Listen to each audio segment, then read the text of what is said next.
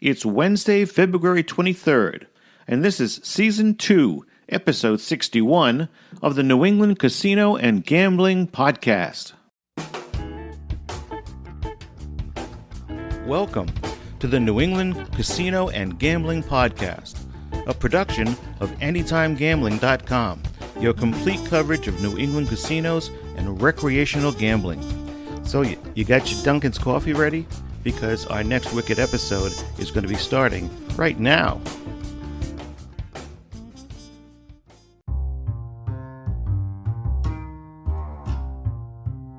When planning your bankroll, how much is enough? That's a good question, and assuming that you're planning on staying for a while, we're going to try to answer that question. How much money should I bring to the casino, in other words? Your bankroll is the money that you bring for wagering, and it's often not well thought out by most recreational gamblers. So, how much is enough? Well, here are some very quick and simple suggestions. Your bankroll requires planning. The criteria for the amount of money for your casino bankroll depends on three questions. What games will you be playing? What denomination will you be playing at? And how long do you expect to stay? Your allotted bankroll should answer those three questions. Jonathan Clements was quoted as saying, "Retirement is like a long vacation in Vegas. The goal is to enjoy it to the fullest, but not so fully that you run out of money." And that's very true for how much money you're going to bring in that bankroll. Keep in mind that the following are suggestions. And while I suggested bankroll might give you the best run at a certain percentage of lasting, the opposite is also true. The house edge might not change in your session, but your success can get crazy bad or crazy good in a short session.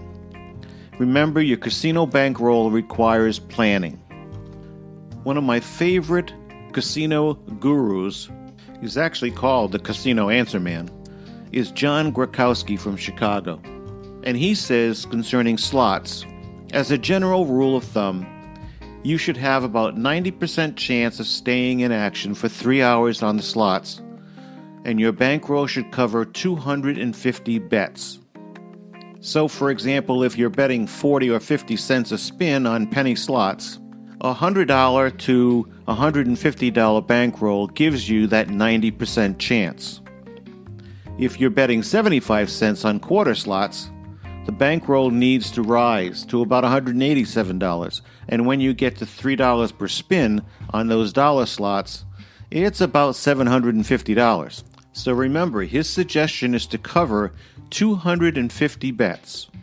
And if you're one of those who just can't wait to play 88 fortunes or so many of those machines that are 88 cents, then he suggests your bankroll should be 250 times 88, basically around $250. Let's move on to table games. According to CountingEdge.com, you must always buy in at a blackjack table at least 50 times the minimum bet. These days, minimum bets, if you're lucky to find a $10 table, good for you, but they're usually starting around 15. So 15 times 50, and you're looking at about a $750 bankroll.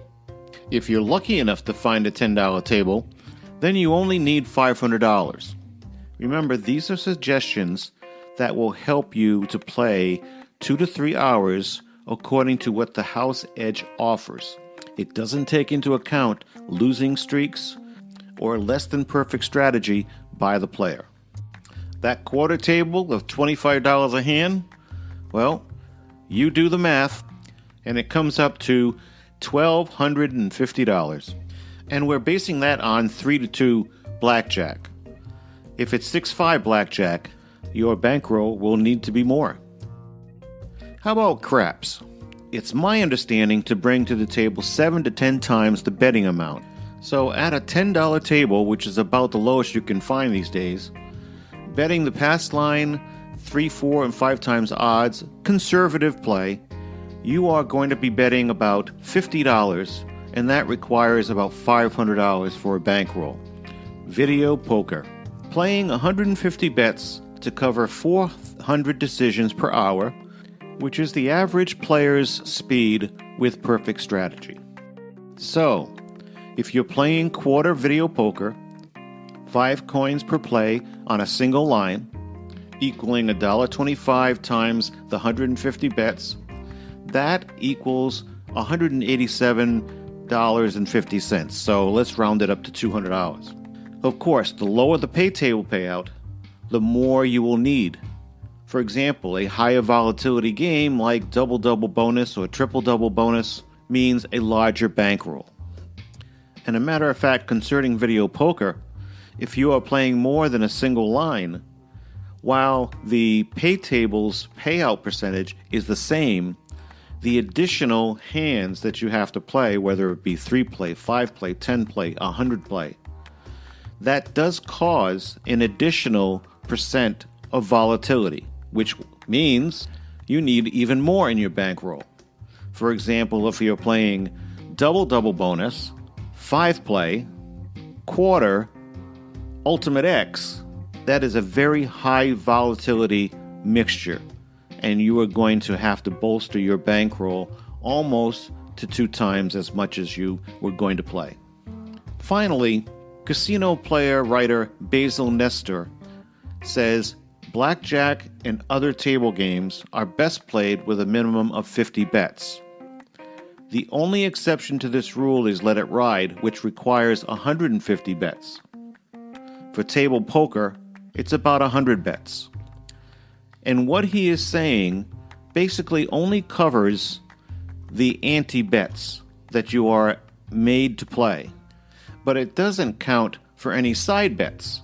If you do happen to play side bets in any table game or novelty table game, then your bankroll is going to need even more. And because of the high house edge on those side bets, you will need even more. So let's summarize, shall we? The main question that you should ask yourself before you leave is, does my allotted bankroll equal the allotted time for my visit? Bankroll suggestions are as follows. For slots, the general rule is 90% chance of staying in action for 3 hours on slots requires a bankroll that covers 250 bets. Blackjack, always buy in with at least 50 times the minimum bet. For craps, with basic betting using the pass line and odds, you need to bring 7 to 10 times the betting amount that you would make. And with video poker, you basically need 150 bets, which covers 400 decisions per hour, the average player's speed. You need approximately 200 units to cover 150 bets per hour. If you are expecting to stay for 3 hours, then that 200 unit goes up to 600 units. And that again is on low volatility games such as jacks or better. Well, I hope these blatantly simple suggestions for your bankroll helps answer that question. For more specific looks into house edge, possible bankrolls, and the mathematics behind those, I would suggest you check in on The Wizard of Odds. And I hope you continue to listen to our podcast.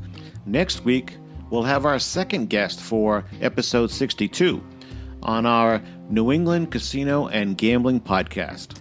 Have a great week.